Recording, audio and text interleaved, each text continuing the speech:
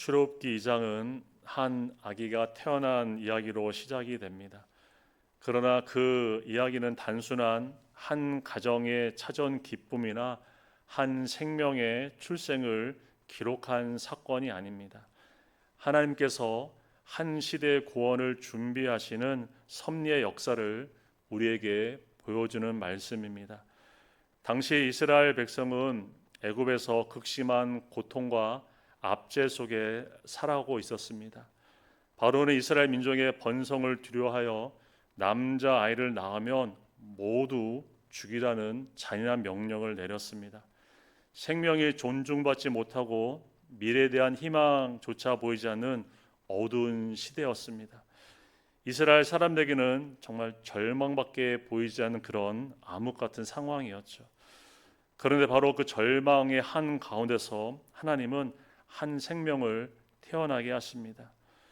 모세의 출생은 우연한 사건이 아니라 하나님의 구원 역사가 본격적으로 시작되는 전환점이 되었습니다. 모세의 부모는 믿음으로 아이를 석 달 동안 숨겼고 이제 더 이상 숨기게 될 수 없었을 때 갈대 상자를 만들어서 나일강에 띄우게 됩니다. 그리고 그 믿음의 자리에서 하나님의 섭리는 놀랍게 역사를 하십니다. 모세는 바로의 딸에게 발견되어서 이제 그의 아들로 살아가게 됩니다. 그리고 장차 이스라엘을 애굽에서 인도해 낼 지도자로 준비되어 갑니다. 하나님은 죽음의 명령 속에서도 생명을 보존하시고 가장 위험해 보이는 환경 속에서도 구원의 길을 여셨습니다. 이것이 바로 하나님의 섭리입니다. 그러나 하나님의 섭리는 모세의 시대만 있는 이야기는 아닙니다. 오늘 우리가 살아가는 이 삶의 자리에도 하나님 동일하게 역사하십니다. 시대가 어렵고 환경이 힘들게 느껴질 때가 있습니다. 그러나 하나님은 지금도 자신의 뜻을 이루어가고 계십니다. 때로는 한 사람을 통해 또 한 가정을 통해 한 공동체를 통해 하나님의 역사는 계속해서 이루어져 오고 있습니다. 오늘 본문의 말씀을 통해 모세의 출생 속에 나타난 하나님의 섭리를 우리가 함께 바라보며 하나님의 구원 역사의 교학에 쓰임 받는 삶을 어떻게 우리가 살아갈지 말씀 가운데 그 진리를 배우기를 원합니다. 첫째, 모세의 출생 믿음의 부모를 통해 이루어졌습니다. 오늘 본문은 이스라엘 백성 가운데서 레위 지파 출신의 한 가정의 이야기로 시작이 되죠. 1절을 보시면 레위 가족 중 한 사람이 가서 레위 여자에게 장가 들었다 말씀을 합니다. 바로 이스라엘을 구원할 지도자인 모세의 부모이죠. 그런데 오늘 본문은 그들의 이름을 구체적으로 소개하고 있지는 않습니다. 단지 레위 지파 사람이라는 사실만을 알려주죠. 그리고 곧바로 모세의 출생 이야기가 또 이어집니다. 2절을 보시면 그 여자가 임신하여 아들을 낳으니 그가 잘생긴 것을 보고 석 달 동안 그를 숨겼으나 모세의 어머니는 아들을 낳은 후에 석 달 동안 숨겨서 키웠습니다. 정상적인 상황이라면 이 아이는 바로의 명령을 따라서 나일강에 던져져서 죽어야 했습니다. 그러나 모세의 부모는 왕의 명령을 따르지 않았죠. 그들은 아이를 살리기로 결정했습니다. 이것은 당시의 정황으로 볼 때 매우 위험한 선택이었습니다. 만약 이 사실이 발각이 된다면 왕의 명령을 어긴 죄로 온 가족이 죽임을 당할 수도 있었기 때문입니다. 그럼 왜 그들은 이렇게 죽음의 위협 속에서도 불구하고 이 아이를 살리려는 선택을 했던 것일까요? 본문은 그 이유를 잘생긴 것을 보고라고 이렇게 설명을 합니다. 그러나 이것은 단지 외모 때문은 아니었습니다. 히브리서 11장 23절은 이렇게 우리에게 말합니다. 믿음으로 모세가 났을 때 그 부모가 아름다운 아이임을 보고 석 달 동안 숨겼다, 이렇게 히브리서는 말을 합니다. 모세의 부모의 행동은 외모 때문이 아니라 그의 믿음 때문이었죠. 그들의 믿음이 이 아이를 볼 때 아름답게 보게 했습니다. 그런데 이것은 그 부모들의 눈에만 아름다운 것이 아니었습니다. 사도행전 7장 20절은 이렇게 우리에게 말씀합니다. 그때 모세가 낳는데 하나님 보시기에 아름다운지라, 이렇게 사도행전 우리에게 말씀하죠. 모세는 단지 부모의 눈에만 아름다운 아기가 아니라 하나님 보시기에도 아름다운 아이였습니다. 분명한 사실은 그들은 하나님의 시선으로 이 아이를 아름답게 보았고 그를 살려야겠다고 그들은 결정했습니다. 세상 사람과 믿는 사람의 차이가 무엇일까요? 같은 것을 보지만 다르게 봅니다. 세상 사람은 인간적인 기준과 상황 속에서 보고 판단을 합니다. 그러나 믿는 사람은 세상을 바라보고 사람을 바라봅니다. 그래서 인간적인 눈으로 보면 분명히 미워해야 할 사람인데 하나님의 눈으로 보면 어떻습니까? 용서해야 할 사람입니다. 멀리해야 할 사람처럼 보이지만 믿음의 눈으로 보면 품어야 할 영혼으로 보이게 됩니다. 무엇을 보는지가 중요한 것이 아니라 무엇을 통해 보는지가 우리의 삶의 방향, 생각의 방향, 행동의 방향을 결정합니다. 스데반 집사가 그랬죠. 그는 자신을 돌려치는 사람들을 보면서 분노와 저주의 대상으로 그는 바라보지 않았습니다. 오히려 하나님께 그들의 죄를 용서해달라고 스데반은 기도했습니다. 그는 하나님의 시선을 가진 사람이었기에 다르게 보았죠.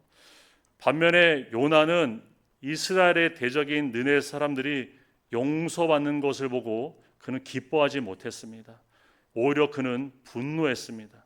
왜냐하면 그는 하나님의 시선이 아니라 인간적인 시선과 감정으로 그들을 바라보았기 때문입니다. 그러면 무엇이 인간의 시선이 아니라 하나님의 시선으로 바라보게 하는 것일까요?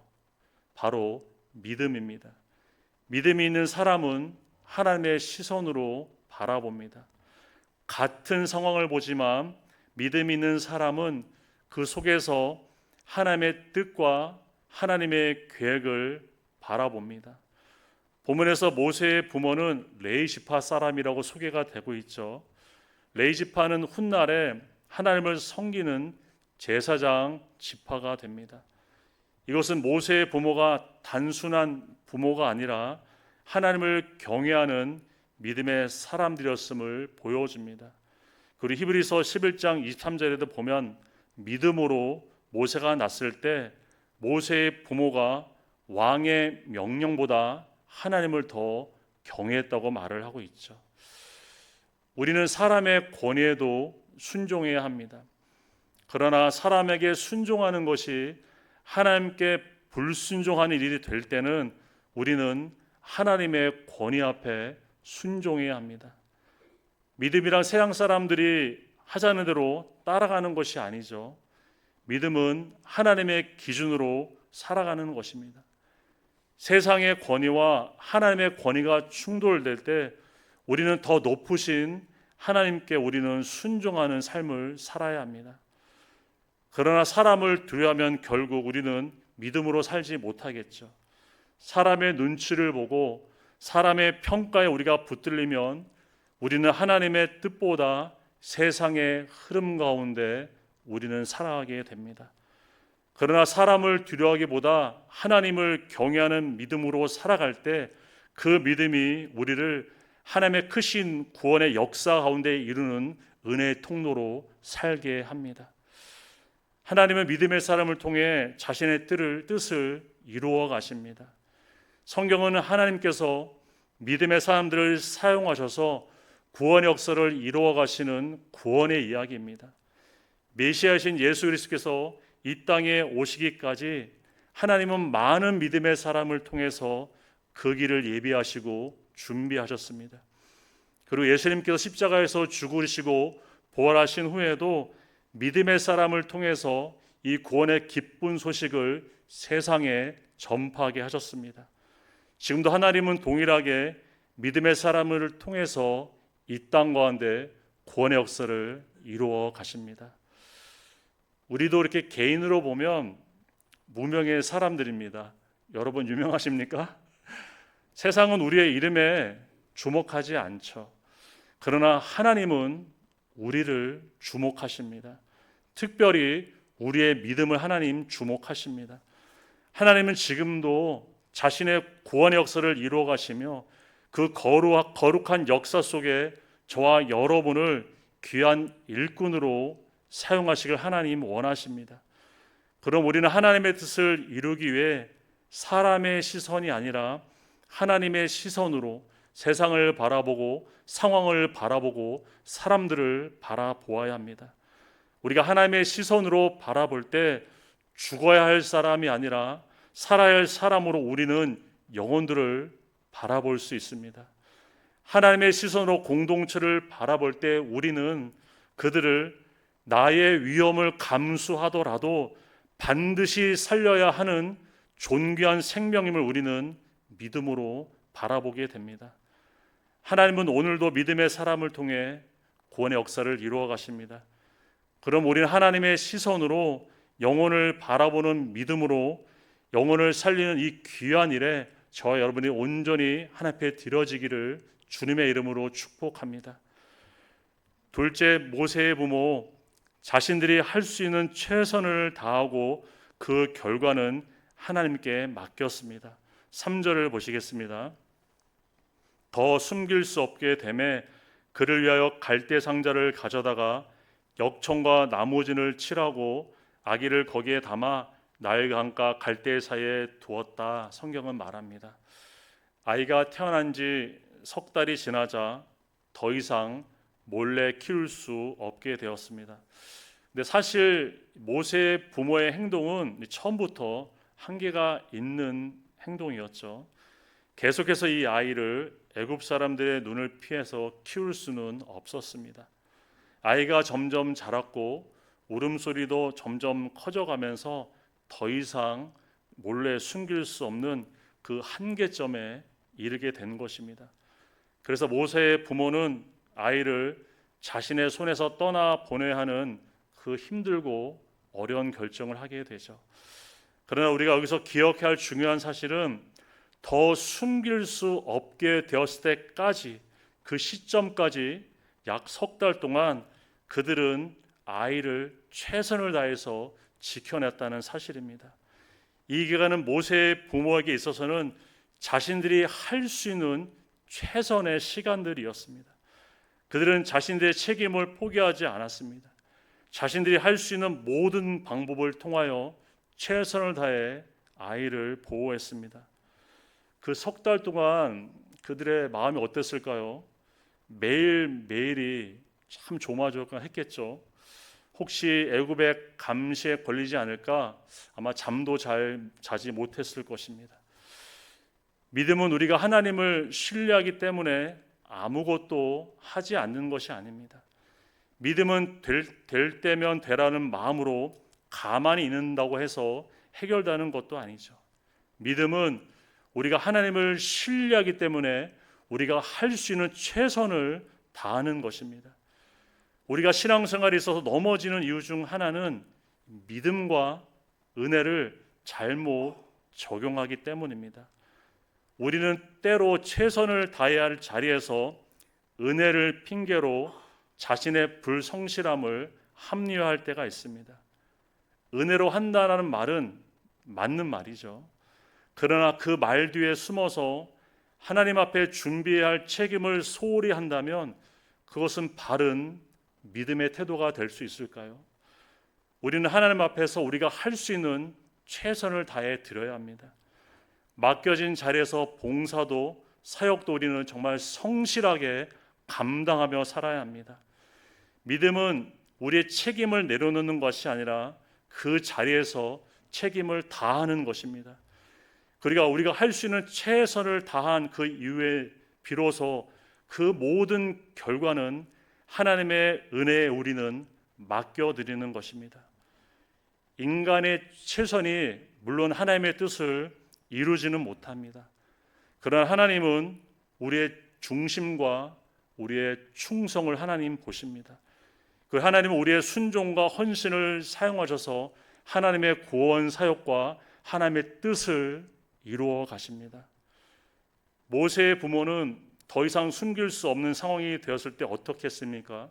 그들은 결코 자포자기하지 않았습니다. 그들은 그 자리에서도 최선을 다해 행동했습니다.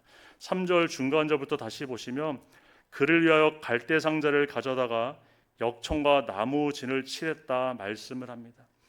여기서 말하는 갈대는 히브리어로 고메라는 단어인데 이것은 나일강 주변에서 자라는 파피루스를 가리킵니다.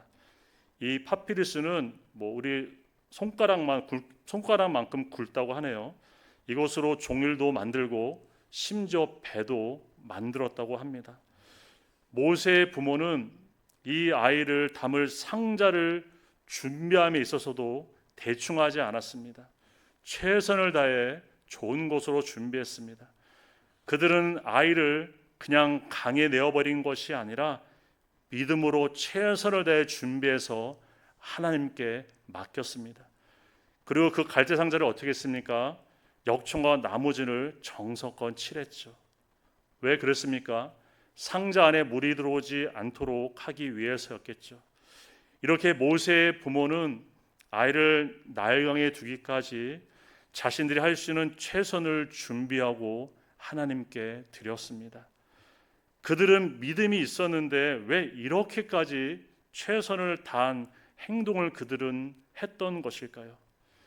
믿음은 하나님을 믿는다고 가만히 있는 것이 아님을 그들은 너무나 잘 알았기 때문입니다. 하나님을 신뢰하면서 자신이 주어진 자리에서 최선을 다하는 것, 바로 성경이 말하는 믿음입니다. 예수님의 동생 야고보가 이렇게 말합니다. 믿음은 무엇과 함께 일한다고 하죠? 행함과 함께 일한다고 말합니다. 이것이 야고보서가 우리에게 계속해서 강조하는 말씀이죠. 또한 초대교회 위대한 믿음의 사람이었던 사도 바울은 이렇게 고백합니다. 고린도서 15장 8절입니다. 항상 주 일에 더욱 힘쓰는 자들이 되라 말하고 있고, 이어 골로새서 3장 23절은 이렇게 말합니다. 무슨 일을 하든지 마음을 다하여 주께 하듯 하고 사람에게 하듯 하지 말라. 무슨 뜻인가요? 하나님을 믿는 사람은 자신의 자리에서 최선을 다하는 태도로 살아가야 한다는 것입니다. 무슨 일을 하든지 사람에게 하듯 하지 말고 주님께 하듯 마음을 다해서 살아야 한다고 성경은 우리에게 말씀을 합니다. 그러면 우리의 신앙의 완전한 모범이 되시는 예수님은 어떠하셨습니까? 아버지의 뜻을 이루기까지 얼마나 최선을 다해 이 땅을 사셨는지 우리는 성경을 통해 잘 알게 됩니다. 주님은 얼마나 그 사역에 고되셨는지 풍랑이 일어나는 그 배 안에서 꿈쩍도 안 하시고 주무시고 계셨어요. 그리고 겟세마네 동산에서는 땀방울이 핏방울이 되도록 간절히 기도하시면서 하나님의 뜻에 순종하시려고 주님 힘쓰고 애쓰셨습니다. 마지막 십자가를 지기까지 골고다 언덕을 향해 주님 자신의 힘을 다해 주님 걸어가셨습니다. 오늘 우리의 믿음의 삶은 어떻습니까? 우리 정말 최선을 다해서 주님 앞에 나아가고 있습니까? 내가 할 수 있는 최선의 노력을 우리는 성실하게 하나님 앞에 드리고 있습니까? 혹시 은혜라는 이 방패를 앞세워서 내가 해야 할 최선의 삶을 우리는 변명하고 이유를 대고 있지는 않은지 이 시간 다시 한번 우리의 믿음을 우리가 점검해 보기를 원합니다. 우리는 실수도 하고 때로는 넘어지기도 합니다. 그러나 그 이유가 우리의 불성실함이 돼서는 안 됩니다. 우리는 부족할 수가 있지만 무책임해서는 안 됩니다. 믿음의 사람은 자신에게 맡겨진 자리에서 충성하고 성실하고 최선을 다해 하나님께 나아가고 하나님께 드리는 사람입니다. 이렇게 모세의 부모는 자신이 할 수 있는 최선을 다해서 갈대 상자에 아이를 담아 나일강 갈대 사이에 두었습니다. 그리고 이제 어떻게 됐습니까? 4절을 보시면 그의 누이가 어떻게 되었는지 알려고 멀리 서서 지켜보았습니다. 우리는 이 아이의 누이가 미리암인 것을 알고 있죠. 그러나 여기서도 그의 이름은 언급되지 않습니다. 본문을 철저하게 모세의 출생과 그를 죽음의 위기 속에 구원해 가시는 하나님의 이 구원의 섭리만을 초점을 두고 있기 때문입니다. 미리암은 아이가 있는 갈대 상자를 지켜보는 것이 그의 자발적인 행동이었는지 부모님의 지시에 의한 것인지 성경은 침묵하기 때문에 우리가 알 수 없지만, 이렇게 그 출애굽기와 신약 성경을 보면서 이 모세의 부모들의 믿음의 이 행동의 패턴을 보면 저는 아마도 그 딸에게 시켰을 것이라고 생각이 듭니다. 그래서 미리암을 통해 어떻게 되어가는지 직접은 보지 못하고 아마 미리암을 통해 소식을 들으려고 했던 것 같습니다. 우리는 자신이 최선을 다해서 했다면 이제 하나님께서 어떻게 이를 가실지 믿음으로 바라보아야 하겠죠. 내 손을 떠났으니까 무관심한 것이 아니라 하나님의 역사하심 우리는 믿음으로 기대하며 그 일을 끝까지 바라보아야 합니다. 우리는 자신에게 맡겨진 자리에서 최선을 다해 하나님 앞에 드려야 합니다. 우리는 끝까지 할 수 있는 일을 책임감 있게 믿음으로 감당해야 합니다. 그리고 최선을 다한 그 자리에서 그 일을 최종적으로 이루실 하나님을 기대하며 우리는 계속해서 믿음으로 소망해야 합니다. 우리는 믿음의 사람들이죠. 믿음의 사람은 최선을 다해서 하나님의 일을 감당해 나가는 사람들입니다. 모든 일에 은혜를 내세우며 우리는 불성실한 태도를 합리화하지 않기를 바랍니다. 하나님이 지금 나에게 맡기신 그 자리에서 우리는 정말 주님처럼 믿음의 선배들처럼 최선을 다하기를 바랍니다. 그리고 결과는 모든 것을 자신의 뜻대로 이루어 가시는 하나님의 손에 맡겨드리길 바랍니다. 이러한 믿음의 삶을 통해서 하나님의 역사, 구원의 역사를 가운데 우리 모두가 귀하게 쓰임받는 저와 여러분 되기를 주님의 이름으로 축복합니다. 셋째, 모세의 구원, 하나님의 섭리로 이루어진 은혜의 사건이었습니다. 5절을 보시면 바로의 딸이 목욕하러 나일강으로 내려오고 그의 시녀들은 강가를 거닐 때에 그가 갈대사에 있는 상자를 보고 시녀를 보내어 가져다가 말씀합니다. 아이가 담긴 상자가 갈대사에 있을 때 마침 그곳에 바로의 딸이 목욕하러 나오게 되죠. 이것은 결코 우연한 장면이 아닙니다. 하필 그날 그 시간에 그 장소에 목욕하러 나온 사람이 다른 사람도 아니고 바로 바로의 딸이었습니다. 그의 아버지가 누구입니까? 히브리 남자가 태어나면 나일강에 빠뜨려 죽이라고 명령했던 그 잔인한 바로였습니다. 왜 이스라엘 민족을 가장 괴롭히던 애굽 왕의 딸이 하필 그곳에 오게 되었던 것일까요? 모세의 부모 입장에서 보면 잘못 걸려도 크게 잘못 걸렸구나 이렇게 생각되어지도 생각이 듭니다. 그들은 좀 평범한 사람에게 이 갈대상자가 발견되어서 조용히 자신의 아이를 잘 지켜주기를 바랬을지도 모릅니다. 부모는 그런 것 같아요.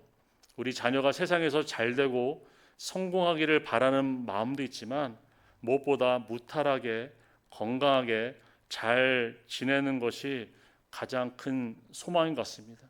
저희 부모님도 통화를 하면 건강해라, 항상 건강해라 이런 말씀을 항상 이렇게 마지막에 하시는 것 같아요.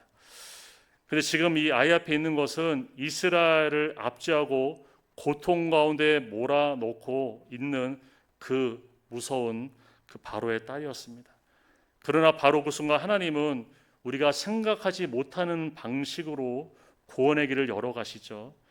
바로의 딸이 갈대사에 있는 상자를 발견하게 됩니다. 그리고 시녀를 시켜서 그 상자를 가져오게 하죠. 그리고 그 상자를 딱 열어보니 한 아이가 있었습니다. 바로의 딸은 그 아이가 이스라엘의 아이임을 직감적으로 알았습니다. 히브리 아이임을 알았으니 어떻게 해야 될까요? 아버지의 명령을 따라서 그 아이를 즉시 나일강에 빠뜨려 죽여야 했습니다. 근데 그녀가 어떻게 했습니까? 6절을 보시면 이렇게 말씀합니다. 열어보니 아이가 있는지라 그가 오는 것을 보고 그를 불쌍히 여겨 이르되 이는 히브리 사람이 아이로다. 바로의 딸은 아이의 울음소리를 듣고 그 순간에 불쌍한 마음이 생겼습니다. 아이의 울음소리가 그녀의 마음속에 있는 모성애를 깨웠던 것일까요? 그렇게 애굽의 공주가 아이를 자비로운 마음으로 바라볼 때 이제 아이의 누이가 그 앞에 딱 나타나게 되죠. 7절을 보시면 그의 누이가 바로의 딸에게 이르되 내가 가서 히브리 여인 중에서 유모를 불러다가 이 아이를 당신을 위하여 젖 먹이게 하리이까. 누이 미리암은 이 아이와 전혀 관계없는 사람처럼 행동하면서 아이를 키울 히브리 유모가 필요하지 않는지 묻습니다. 놀랍게도 애굽 공주는 이 미리암의 제안을 흔쾌히 받아들이죠. 그리고 그가 가서 모세의 친어머니를 데리고 옵니다. 바로의 딸이 모세의 어머니에게 이렇게 말합니다. 9절을 보시면 바로의 딸이 그에게 이르되 이 아이를 데려다가 나를 위하여 젖을 먹이라. 내가 그 삭을 주리라. 연히 아이를 데려다가 젖을 먹였다. 성경은 말씀을 합니다. 모세의 어머니는 잃어버린 아이를 다시 찾았을 뿐만 아니라 이제는 양육비까지 받으면서 당당하게 아이를 키울 수 있었습니다. 바로의 딸이 시킨 일이니까 누구도 간섭할 수 없었겠죠. 아마 모세의 어머니는 아이를 다시 자기 품에 안으면서 키우게 될 것이라고 전혀 상상조차 하지 못했을 것입니다. 다만 바라는 것은 이 아이가 죽지 않고 계속해서 살아가는 그 소망만 있었을 것입니다. 하지만 하나님은 어떻게 하셨습니까?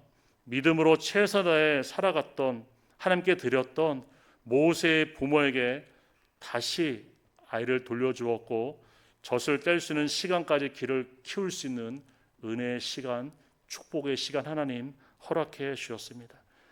이처럼 하나님의 은혜는 항상 우리의 생각보다 크고 놀라우신 은혜임을 보게 됩니다. 그리고 아이가 자라서 바로의 딸에게 아이를 데리고 가죠. 그렇게 아이는 바로의 딸의 아이로 입양이 되었습니다. 그리고 아이의 이름을 친히 지어줍니다. 10절 중간절을 보시면 그가 그의 이름을 모세라 하여 이르되 이는 내가 그를 물에서 건져내었음이라 하였더라.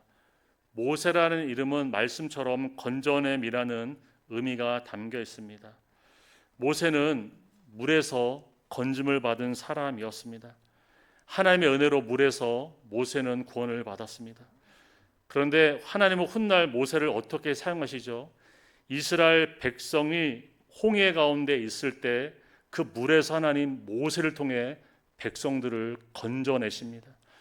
모세는 자신의 이름대로 본인도 물에서 건짐을 받았을 뿐만 아니라 하나님의 섭리 속에서 그의 민족을 물에서 건져내는 구원의 통로로 그는 귀하게 쓰임을 받게 됩니다.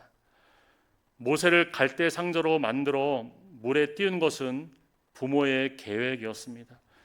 그리고 마침 그곳에 목욕하러 나오고 그 아이를 물에서 건져낸 것은 바로의 딸이었습니다. 그러나 모든 이 사건의 배후에는 모세를 구원하시려는 하나님의 주권적인 인도하심이 있었습니다. 하나님은 한치의 오차도 없이 자신의 뜻을 완전하게 이루어 가시는 분이십니다. 하나님은 실수가 없으십니다. 우리에게 보이는 우연처럼 보이는 일들도 하나님 안에서는 결코 우연이 없습니다. 하나님은 모든 것을 합력하여 선을 이루어 가십니다.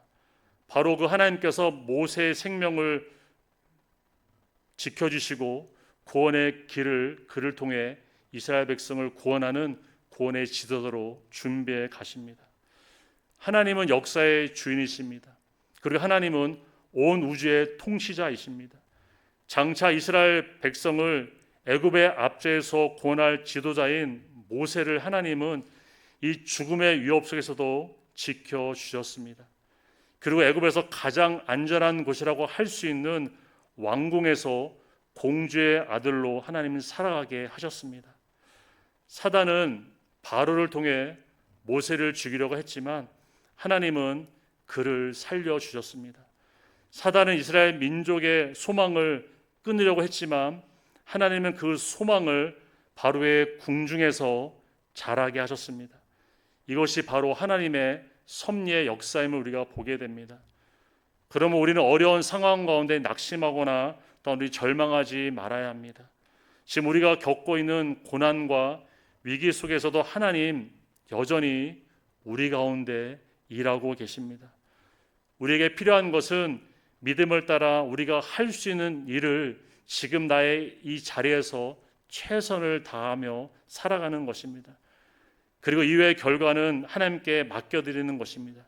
이것이 바로 하나님의 섭리를 신뢰하며 살아가는 믿음의 삶입니다. 하나님은 우리가 알지 못하는 지금 이 순간에도 우리의 믿음의 삶을 통해서 하나님은 자신의 뜻을 이루어가고 계십니다. 우리는 비록 하나님의 뜻을 다 이해할 수는 없지만 분명한 사실은 하나님은 오늘도 우리의 삶을 통해 일하고 계신다는 사실입니다. 그럼 우리가 해야 할 것은 하나님의 뜻을 머리로 다 이해하려고 하려는 것이 아니라 지금 내게 맡겨주신 자리, 하나님께서 나에게 보내신 그 자리에서 우리는 믿음으로 최선을 다하고 성실을 다하여 살아가는 것입니다. 그것이 바로 우리가 해야 할 순종입니다. 하나님을 신뢰하며 오늘의 삶에 우리가 충실하게 살아갈 때 하나님은 우리의 삶을 사용하셔서 하나님의 위대한 구원의 역사를 이루어 가실 것입니다. 이 은혜의 길에 저와 여러분이 하나님 앞에 온전히 드려지고 사용되는 은혜가 있기를 주님의 이름으로 축복합니다. 오늘 우리는 모세의 출생과 구원의 사건을 통해서 하나님의 섭리를 함께 살펴보았습니다. 모세의 출생은 그의 부모의 믿음을 통해서 이루어진 은혜였습니다. 모세의 부모는 자신들이 할 수 있는 최선을 다하여 아이를 지켰고 이후에는 모든 결과는 하나님 손에 맡겨드렸습니다. 그리고 모세의 구원은 바로의 딸을 사용하셔서 이루어 가신 하나님의 섭리의 역사였습니다. 모세의 출생을 통해 하나님께서 나타나신 우리가 섭리를 우리가 기억하며 우리에게 주어진 삶의 자리에서 우리도 믿음으로 다하고 최선을 다하는 삶을 살아가기 원합니다. 그리고 정말 우리가 최선을 다했다면 그 결과는 우리가 집착하지 말고 하나님 손에 맡겨드리는 믿음으로 저 여러분 살아갈 수 있기를 주님의 이름으로 축복합니다. 함께 기도하시겠습니다. 사랑하는 풍성하신 하나님 감사를 드립니다.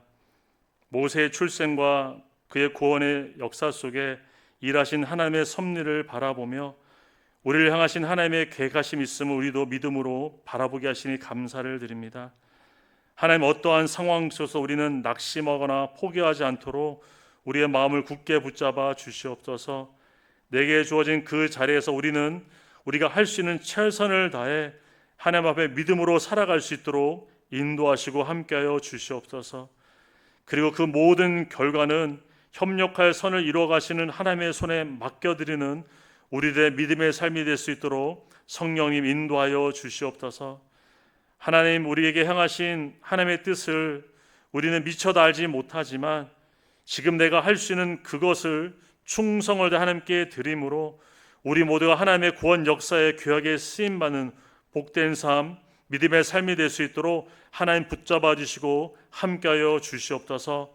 우리 많은 공동체가 올 한 해 주님만 바라보며 나가는 믿음의 삶을 온전히 살아갈 수 있도록 주님 인도하여 주시옵소서.